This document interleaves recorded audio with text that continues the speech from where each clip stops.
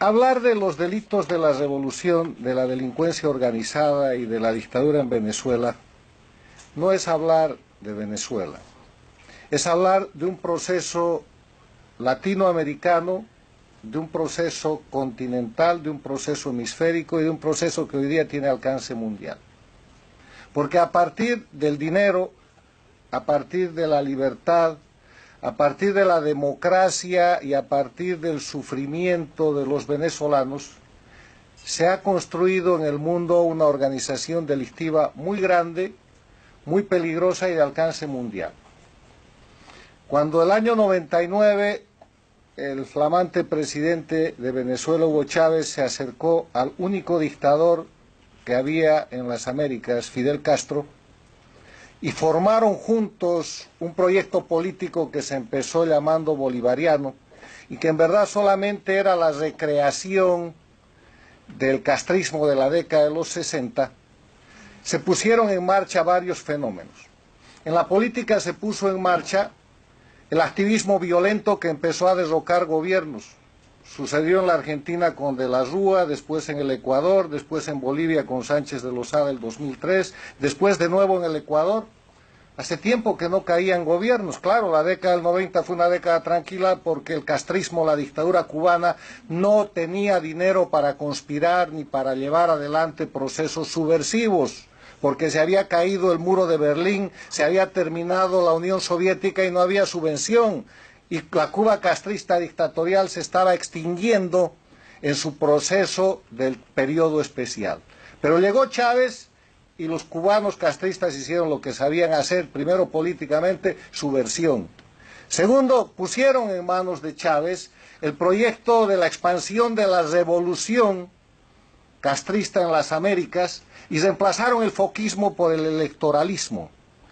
Y con el dinero de Chávez, de los venezolanos y el discurso populista, se apropiaron de las herramientas de la democracia y empezaron a ganar elecciones, entre comillas, para tomar el poder y a partir del poder destrozar las democracias con los instrumentos de la democracia. El primer ejemplo fue Venezuela. Chávez juró sobre la moribunda Constitución, hizo su constituyente y ese fue el principio del fin, porque empezaron a hacer legal lo inconstitucional, empezaron a hacer constitucional lo ilegal hasta legalizar el crimen e institucionalizar a través de lo que yo llamo leyes infames como normales y regulares acciones verdaderamente criminales. Pero eso no se detuvo en Venezuela.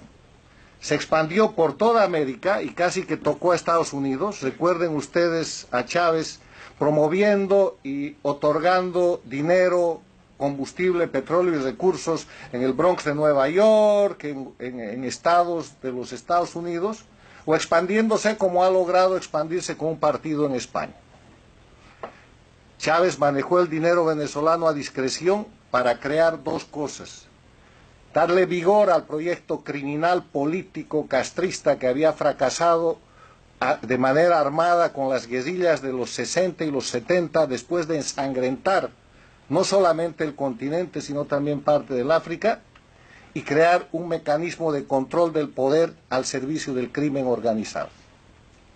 Ese es el resultado que tenemos hoy día, del cual se ha librado por mecanismos democráticos la Argentina, del cual ha salido el Brasil al suplantar el gobierno del Foro de Sao Paulo, de Lula y de Rousseff, que está demostrándose su corrupción.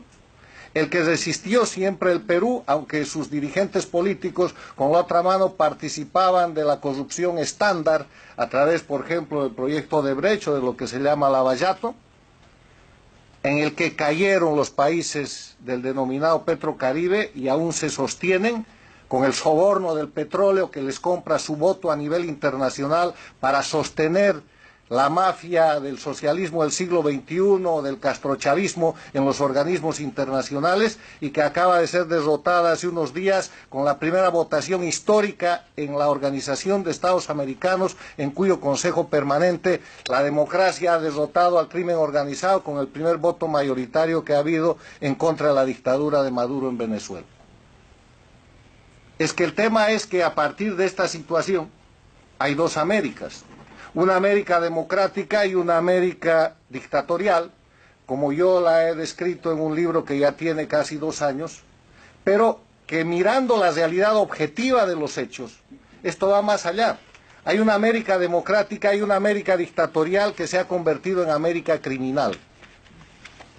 Porque la dictadura es un concepto político, pero cuando el Estado es tomado por el crimen organizado, entonces eso deja de ser un concepto político para pasar a ser un concepto de amenaza a lo que es la seguridad y la paz internacionales y convertirse en crimen organizado transnacional que no está en el ámbito de la política, sino en el ámbito de aplicación de la Convención de Palermo que tanto se ha comentado.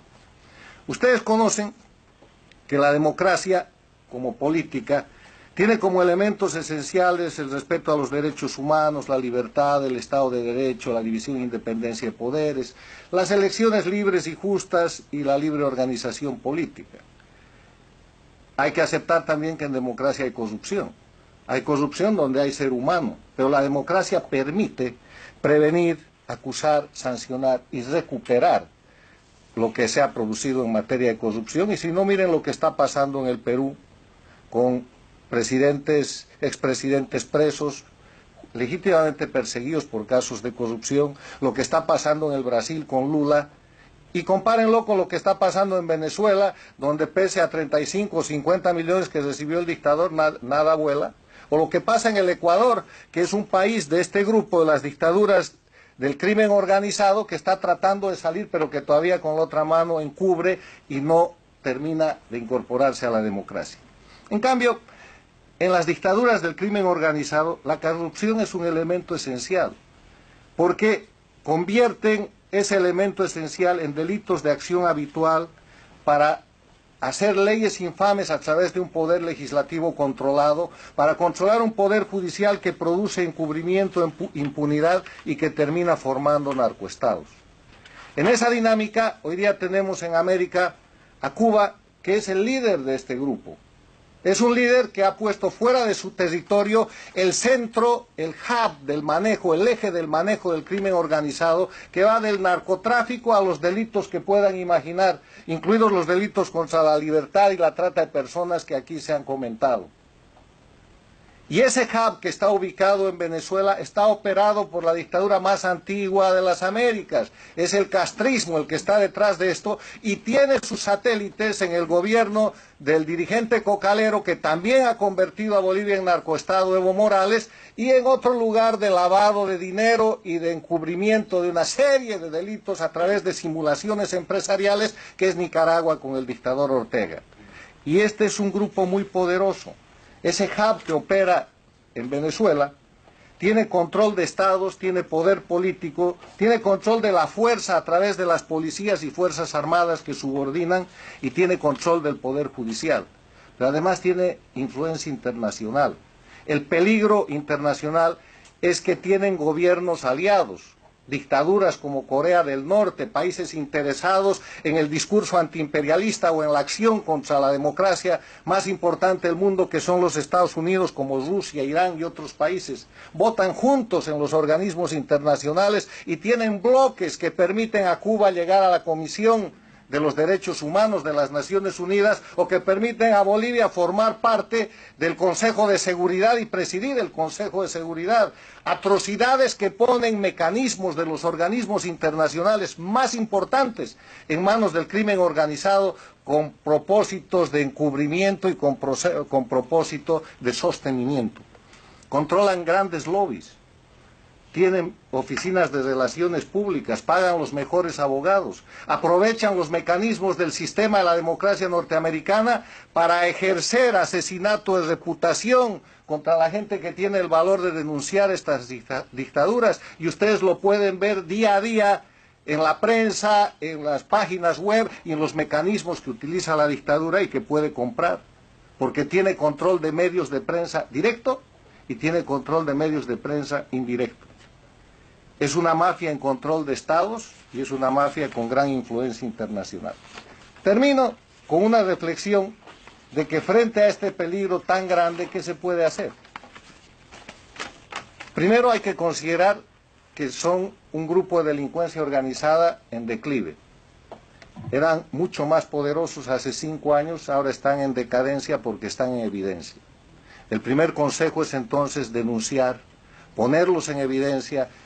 Valiente gente como la que me ha precedido en el uso de la palabra, Castro Cando, la señora Pacheco y la señora Petit, no solamente son investigadores, son héroes de la democracia a los que hay que respaldar y a los que hay que ayudar para incentivar a que haya más como ellos.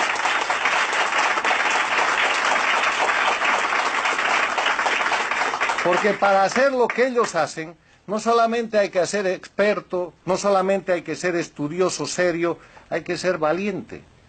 Porque ellos están arriesgando su profesión, su patrimonio, su vida y la de sus seres queridos porque están enfrentando la organización criminal de la que la historia no tiene precedente en nuestra región.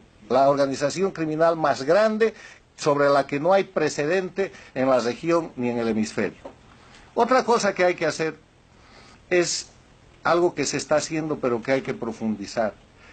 Y es hacer que los países que han empezado a defender la democracia no lo hagan por una consideración al pueblo venezolano o a las migraciones masivas que se producen o a la crisis humanitaria que hay allá, porque procesos similares se están viviendo de una u otra manera en Bolivia, en Ecuador, en Nicaragua y qué digamos en Cuba. Lo hagan por interés propio. Porque esta organización de crimen organizado es una amenaza para ellos, porque el rato que puedan los desestabilizan, les meten una guerrilla, les ponen un golpe de Estado y los inundan con narcotráfico, porque además estos países de los que estamos hablando, Venezuela es un narcoestado, Bolivia es un narcoestado y el resto de los países son las órbitas que los protegen. Yo termino agradeciendo para dar lugar al debate y diciéndoles que este es el gran desafío para la gente que defiende la democracia. Separar la política del crimen. Los políticos pueden tener errores, pueden cometer delitos, pueden tener, y hay corruptos políticos, hay políticos corruptos, pero eso está muy lejos de lo que es la organización criminal que ha logrado controlar el poder político, que no son políticos, que no son gobernantes, que no pueden ampararse en la soberanía para proteger sus crímenes, que no pueden usar el derecho de haberse apropiado de estados para seguir ejerciendo el crimen y para pedir inmunidades y privilegios. Y esa es la gran tarea. Hay que separar la política del crimen organizado y señalar con claridad que Cuba, Venezuela, Bolivia y Nicaragua y el Ecuador en sospecha, si es que las cosas no son más claras, y Colombia bajo amenaza, están bajo la sombra y control del crimen organizado transnacional. Gracias.